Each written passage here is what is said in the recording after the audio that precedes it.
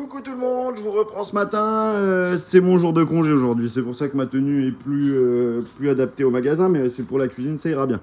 Bref, du coup, on va reprendre les cerises au sirop, il y en a qui m'ont demandé la recette, donc je vais vous la donner en détail. On retrouve nos cerises de hier, qui ont été donc lavées au vinaigre. Il va nous falloir un citron vert, des joints pour les bocaux, le petit truc pour pas en foutre partout, l'entonnoir à 4 sous là. Et donc moi j'ai déjà mis l'eau à chauffer. Ça là il y a 6 litres d'eau avec 750 g de cassonade, 500 de sucre blanc et on y mettra le jus de citron. On va porter ça à ébullition. C'est un sirop léger. Il y en a des lourds qui sont vachement plus liquoreux. Et sur certains des bocaux, qui ont tous été passés au vinaigre blanc aussi, on va en faire une petite partie avec dedans un petit peu d'alcool. Donc nous on va mettre une goutte qui est produite à côté de chez nous, mais vous pouvez mettre ce que vous voulez, un peu de rhum, du whisky, comme vous en avez envie. Voilà. Donc du coup on met le citron. Moi j'ai pris un verre, je pense que ça aura un peu meilleur goût, mais je sais même pas si ça va trop se sentir dans le truc. Hop, on le met dans le citron, dans le sirop.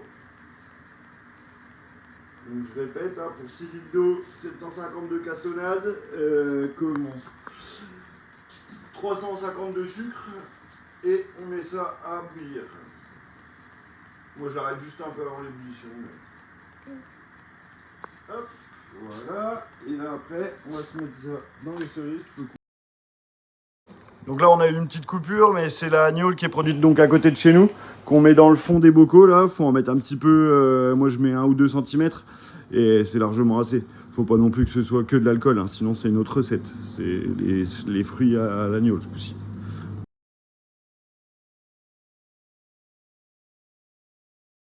Donc là c'est une gnôle de prunes, de grosses prunes, vous savez les grosses prunes violettes, comme ça c'est assez neutre, ça n'a pas un goût de folie, mais ça prendra pas le goût aux cerises. Voilà. Du coup, je vous montre pour faciliter la vie. Moi, je prends un petit entonnoir fait exprès pour les bocaux là, et hop.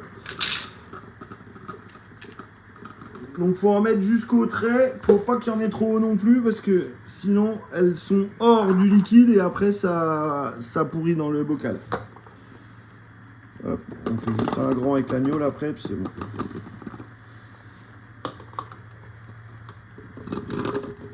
Cela, c'est ceux avec l'agneau, il faut y aller.